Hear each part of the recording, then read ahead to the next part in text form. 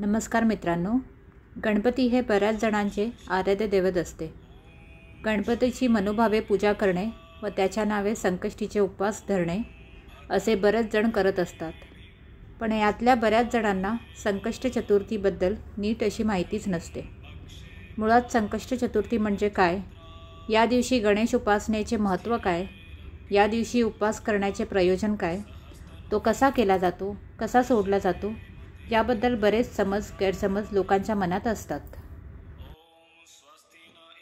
आज मी या व्हिडिओच्या माध्यमातून अशा बऱ्याच प्रश्नांची उत्तरे देण्याचा प्रयत्न करणार आहे। संकष्ट चतुर्थी, ज्याला संकटहार चतुर्थी असेही म्हणतात, ही हिंदू धर्मातील एक अशी तिथी आहे जी भगवान गणेशाला समर्पित असते। ही चतुर्थी हिंदू दिनदर्शिकेतील प्रत्येक चंद्र महिन्याच्या कृष्ण पक्षातील 4थ्या दिवशी येते। सोप्या भाषेत पौर्णिमेनंतरचा 4था दिवस। आपल्या आयुष्यातील सर्व अडीअडचणी दूर व्हाव्यात आणि आपल्या मनोकामना पूर्ण व्हाव्यात म्हणून या दिवशी भक्त उपवास धरतात आणि गणेशाची पूजा करून त्याचे आशीर्वाद घेतात। संकष्ट चतुर्थीचा उपवास चंद्रोदयानंतर चंद्राला अर्घ्य दिल्यानंतर सोडला जातो। गणेशाला नैवेद्य म्हणून मोदक, लाडू किंवा फळे अर्पण केली जातात। चंद्रदर्शन हा या व्रताचा महत्त्वाचा भाग आहे। करायला साधे सोपे आणि शीघ्र फलदायी असे हे व्रत आहे। हे व्रत शक्यतो संकष्ट चतुर्थी किंवा अंगारक संकष्ट चतुर्थीला सुरू करावे। विनायक चतुर्थीला करू नये असे शास्त्र सांगते। अमावस्येनंतर 4थ्या दिवशी येणाऱ्या शुक्ल पक्षातील चतुर्थीला विनायक चतुर्थी म्हणतात। गणेशाच्या उपासनेत या दिवसाला विशेष महत्त्व असते। खास करून अंगारक संकष्ट चतुर्थी व श्रावण महिन्यातील चतुर्थी विशेष महत्त्वाची आणि फलदायी मानली जाते। गणेशाला प्रसन्न करण्यासाठी भक्तांनी निदान या 2 संकष्ट तरी कराव्यात असे शास्त्र सांगते। हे एक असे व्रत आहे जे पुरुष आणि स्त्री दोघांनीही करायचे असते। हे व्रत 2 प्रकारे केले जातात, एक मिठाची संकष्ट चतुर्थी व दुसरी पंचामृती संकष्ट चतुर्थी।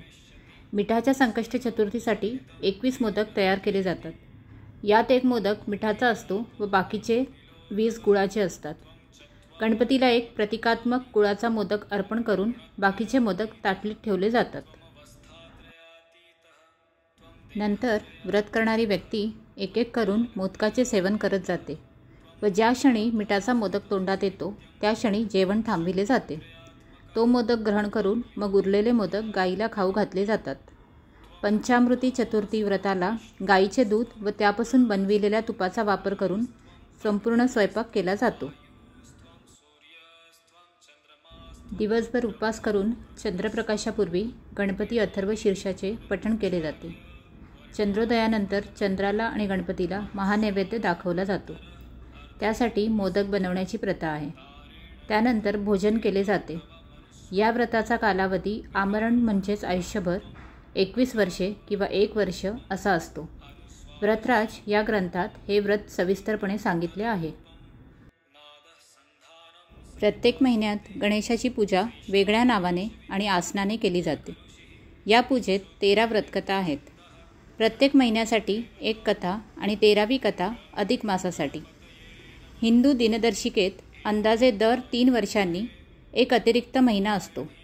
या व्रताचे वैशिष्ट्य म्हणजे प्रत्येक महिन्यात केवळ त्या महिन्याशी संबंधित कथेचे पठण करावे लागते। पौर्णिमेनंतर कृष्ण पक्षातील 4थ्या दिवशी येणाऱ्या चतुर्थीला संकष्ट चतुर्थी म्हणतात, तर अमावस्येनंतर येणाऱ्या शुक्ल पक्षातील चतुर्थीला विनायक चतुर्थी म्हणतात। संकष्टी जर मंगळवारी आली तर तिला अंगारक संकष्ट चतुर्थी म्हणतात। प्रत्येक महिन्यात 2 याप्रमाणे वर्षभरात 24 चतुर्थ्या असतात। तसेच दर 3 वर्षांनी अधिक मास असल्यावर एकूण 26 चतुर्थ्या होतात। अधिक मासातील अंगारक संकष्ट चतुर्थी अत्यंत महत्त्वाची मानली जाते, कारण ती 21 वर्षातून एकदाच येते। अंगारक म्हणजे मंगळ। या दिवशी प्रार्थना केल्यास आपल्या मनोकामना पूर्ण होतात असा भक्तांचा विश्वास आहे। प्रत्येक चतुर्थीचे आपले विशेष महत्त्व असते। तर या चतुर्थीबद्दल काही महत्त्वाच्या गोष्टी। चतुर्थी तिथींची दिशा नैऋत्य मानली जाते। भाद्रपद महिन्यातील विनायक चतुर्थीला गणपतीचा जन्म झाला होता। यालाच श्री गणेश चतुर्थीसुद्धा म्हणतात. माघ महिन्यातील कृष्ण पक्षातील चतुर्थीला माघी चतुर्थी किंवा तिळकुटे चतुर्थी असे म्हणतात. 12 महिन्यातील चतुर्थ्यांपैकी ही सर्वात मोठी असते. निषिद्ध चतुर्थी म्हणजेच रीतितिथी. ज्या तिथीला काहीही नसते त्या तिथीला रीतितिथी म्हटले जाते. या तिथीला काहीही शुभकार्य करणे वर्ज्य मानले जाते. गुरुवारी येणारी चतुर्थी वृत्तीची असते, तर शनिवारची चतुर्थी सिद्धिदात्र असते. पण अशा दिवशी रीतितिथी आली तर तो दोष समजला जातो.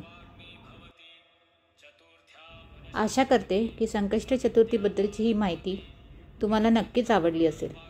आवडली असल्यास माझ्या या व्हिडिओला लाईक करा, शेअर करा आणि माझ्या चॅनलला सबस्क्राईब करा. मी गणपती बाप्पाकडे प्रार्थना करते की तुमच्या जीवनात सुख समृद्धी शांती नांदो आणि तुमच्या मनातील सर्व इच्छा आकांक्षा पूर्ण होत. धन्यवाद.